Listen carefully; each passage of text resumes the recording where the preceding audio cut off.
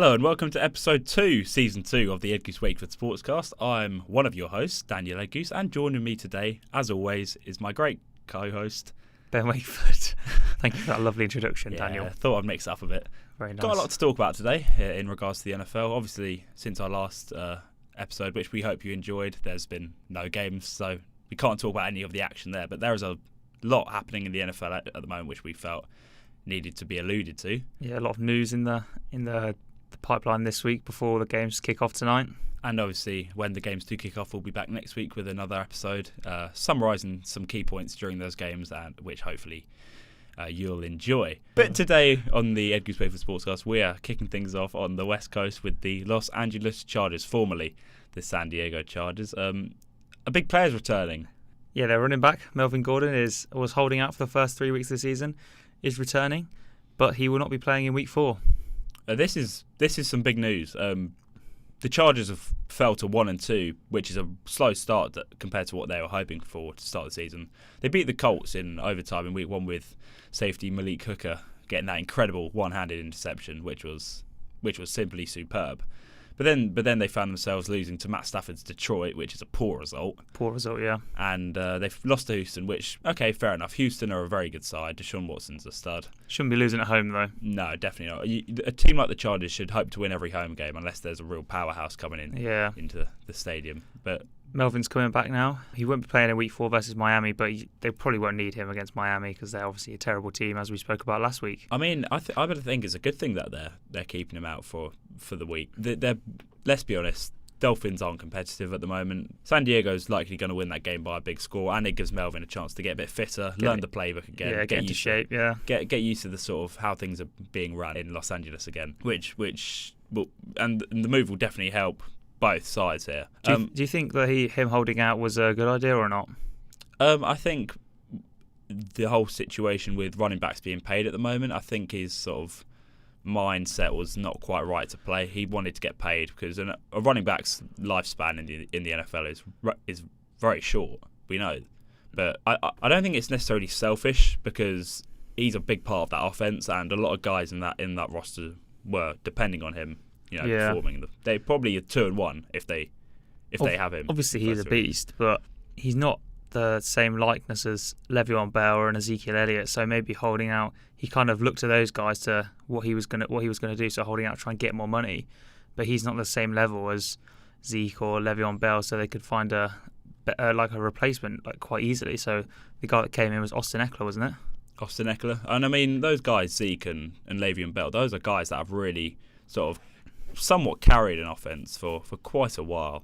I mean, with the Steelers, obviously you have Antonio Brown and Ben Roethlisberger when Le'Veon was a part of that team, but he was really the main focal point of that offense. And the same with Ezekiel Elliott. Before the Cowboys acquired Amari Cooper and Dak had a real receiver to throw to, he was the main guy on the offense, especially with that offensive line. Yeah. But you compare someone like Melvin Gordon to Austin Eckler, and Austin Eckler is a good running back, but he's nowhere near the level that Gordon is. You agree? He's not the big power back, is he? That San Diego obviously like to use, and the defense it's hard to tackle for defenders, especially when he's that quick and that big. So yeah, obviously he's not the same kind of guy. So they're obviously going to miss Melvin. But yeah, I think it's absolutely massive for the Chargers season. Phillip Rivers, he's getting old. He needs to win now, and he needs all the support he can get. He's got a good receiving core. I mean, Keenan Allen's incredible, but having Melvin Gordon as well, he just completely transforms the offense. Teams have to now respect the run against the Chargers. I mean, last season he ran for 885 yards, and the year before was a 1,000-yard rushing running back with 1,105. So he really is an elite running back. And if he can, get back to the level he was before he held out, that Chargers team's going to really be looking to make a late playoff push. And apparently the Chargers offered him $10 million a year, but he didn't want to take that. So he obviously values himself a bit higher, and his health, I assume, a bit higher than $10 million a year, which is incredible. Because $10 million is a pretty good deal for a running back. That's a lot of money for a running back. A lot of running backs don't get paid anywhere near that much. No. And I mean, there's a few big running backs coming up soon who are coming up to contract time who are going to be looking at some of these deals and getting hungry. Christian McCaffrey's one of them. Yeah, he's going to be very hungry for that contract.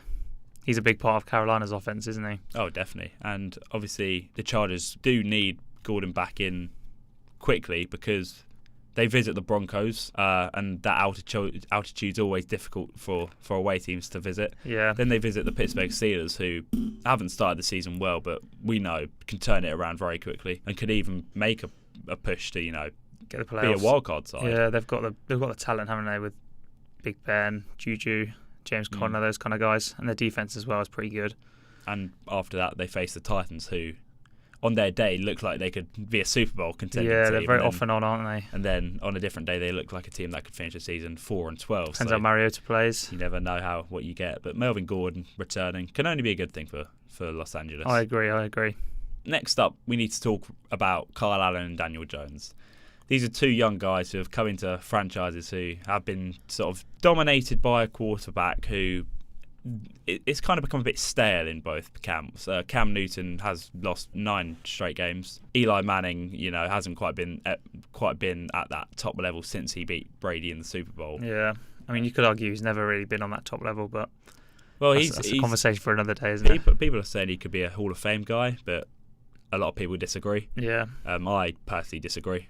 His record is even, isn't it? It's 50-50 record. So, but obviously with Cam's injury. Now Kyle Allen comes in. Bit of fresh blood in the quarterback Is position. he starting this weekend? He is starting this weekend. Cam Newton's out injured with a foot injury. Indefinitely? A few weeks he's expecting to miss, and I think it's a good thing. Yeah. Give Cam something new, something different. Cam needs time to rest. Everyone knows this is still Cam's team. The Panthers aren't going to let Cam go without good reason, and Kyle Allen hasn't shown enough yet to take over the starting job, although there is certainly potential there. What if he goes out and throws 4 touchdowns again? Well, if he throws 4 touchdowns again, you give him the start again. But I think when Cam gets back and he's 100% healthy, which he hasn't been for a very long time, it's still Cam's team. This is a former MVP winner. He's an NFC Championship winner. Still can't hit open receivers, though. Well, this is the thing. Cam's always been plagued by throwing difficulties. Accuracy issues. And Kyle Allen's against the Cardinals, look like a complete polar opposite, hitting receivers which you really don't think Cam could have ever dreamed of hitting, really. He looked really impressive. He threw for 261 yards, had 4 touchdowns, no interceptions, a QB rating of 144.4. Isn't that the best you can get? It's close, if it is not the best you can get. But the Carolina Panthers were facing the Arizona Cardinals, and Cardinals are in rebuild mode. Yeah. It was Kyler Murray's 3rd start in the league. Yeah, they've not got a great defense either. But, it's still an NFL game, isn't it, really? Definitely. The only team that you can really have a joke and a laugh about is the Dolphins, in my opinion, this season. But I don't think the Cardinals are that bad. The Cardinals aren't that bad, but they won't be fully competitive. You won't be seeing them in postseason Definitely time. not. That's for sure. But the Panthers come up against the Houston Texans, who are Tough currently game. 2-1 at Houston. Yeah. That's got to be an L for me, unfortunately. But the Texans just beat, as we mentioned, a good Chargers side. And Deshaun Watson's really started the season well. It's like slinging it, isn't he? At QB. I mean, he's a really good quarterback, isn't he? Yeah, and good young quarterback. The Panthers' defense is going to really have to hold up well if Kyle Allen's going to win this game. Yeah, definitely. Kyle Allen's still inexperienced. He's only had very limited snaps in regular season games. And the pass rush level of Houston is leagues above that of Arizona. They're just a far better run defense. And the Panthers' offensive line is a bit weaker, isn't it? Well, it's funny you mention that because rookie Greg Little from Ole Miss is going to be coming against J.J. Watt this weekend, which we can safely predict isn't going to quite end well for that Panthers' offensive line. Yeah, it's going to be a bit of a car crash, isn't it? But moving on further up the coast, on the east side of the US of A, to New York, Daniel Jones threw for 2 touchdowns and ran for 2 touchdowns against the Bucs. But this week he has to face the Washington Redskins at home. How do we think that's going to go? I mean, if anything, it's probably going to be an easier game than against the Bucs. Personally, in my opinion, I don't think the Washington Redskins have got anything special up their sleeve, especially on offense. With Case Keenum back there, I don't think he's a starter in this league for much longer. But, Daniel Jones, we've seen what he can do, and then hopefully he can do it again against the Redskins this week. Everyone's rooting for him, that's for sure. You mentioned Case Keenum. I mean, is he really the guy to lead these guys going forward? And can he go to a place like New York and get a win? That doesn't seem likely to me. Even though New York are a pretty bad team, I think being at home and having that new quarterback, rejuvenating the franchise. It's probably going to lead them to another win. I mean, against the Bucks, he threw for 353 yards and had a passer rating of 109.7 and threw for 2 touchdowns and ran for 2 touchdowns. I mean, there was something special about this guy, and it's completely rejuvenated the offense. Eli Manning, there was a sense of staleness around the camp, and he's come in, he's completely transformed these guys. I think Daniel Jones really is going to dominate the Washington Redskins. Has he got something special about him? Has he got that X factor? I'm not sure if we can say that yet, but there's definitely So he's not going to be getting that there. superstar X factor rating on Madden. We have to remember he's still raw. He's still a raw guy. He was raw coming out of Duke. I mean, Duke aren't necessarily known as a footballing college powerhouse. No, people saw it as a big gamble taking Daniel Jones, but I mean, people were laughing. People were laughing at the Giants as per usual, just for picking this guy, this poor kid who got so much abuse as well, and he's come in. I mean, got the nickname Danny Dimes. Every New York fan was hoping at that number 6 pick they would be taking Dwayne Haskins. Dwayne Haskins, yeah. I think whole general consensus was he was the number 1. As soon as he fell out of the top 3, then the Giants were looking for him, number 6, but they went in a different direction. Maybe it's going to pay off. There has to be a reason why the Giants aren't necessarily a horribly run team. They've had some troubles recently. Yeah, there's question marks over Dave Gettleman as GM, but former Panthers GM. Yeah, although he did get them to a Super Bowl. There's worse run teams in the NFL, that's for sure. And they must have seen something in Daniel Jones which made them think this is a guy we're going to invest a lot of money in. Because you don't spend a number 6 pick on a quarterback if you don't think he's the guy. He just reminds people of Eli Manning, like the way he talks, the way he acts. Maybe that's something he learned off Eli, but it's just so similar to the guy. It's kind of eerie and weird. It is, isn't he? Quite a similar build. Yeah. Quite a similar He's more athletic, though. He's more athletic. Well, it was showcased by the 2 rushing touchdowns. And hasn't Manning only got like 7 in his whole career, and he's already got 2? Well, I think the only person I can think of in NFL history who's slower than Peyton Manning was Eli Manning, his brother. So that obviously doesn't fare well for in a sort of a new quarterback age where you see more and more guys with the read option and stuff like that, being able to run with the ball. Yeah. On that note, something a bit different. Do you think more sort of college offenses, that sort of spread offense, more rushing from the quarterback? Do you think it's going to sort of filter into the NFL now that we have quarterbacks like Lamar Jackson, Kyler Murray lighting up the league? You see it now at Arizona. Cliff Kingsbury's a college coach. I don't think he never was successful as a head coach in college. Got the USC job and then they sacked him, I think, for some reason. Then he came straight to the Arizona Cardinals because obviously they wanted Kyler Murray. He wanted Kyler Murray as well. So he's come in, brought in that air raid system for Kyler because that's what he's been playing in college. And he's thrown for a lot of yards, but he might not have been successful yet, but he's still a rookie. But obviously with Lamar as well, he's starting to do that run pass option kind of offense and it's working. I think it's, like I mentioned, it's quite clear that Kyle Allen's second in Carolina to Cam Newton. But can you see in 10 years Daniel Jones still being the quarterback of the New York Giants? Yeah, why not? Do you think he's the guy? Do you think he is the guy? He looks like the guy. He looks like he's able to deal with that, the pressure in the Big Apple. I mean, not everyone can handle it. Not everyone can. There's a big pressure with playing for the New York Yankees, the Giants, the Knicks. There's a big question mark about Sam Darnold at the minute, whether he's able to deal with the pressure. But yeah, I think Daniel Jones maybe has a bit more something in him. A bit more of a New York personality.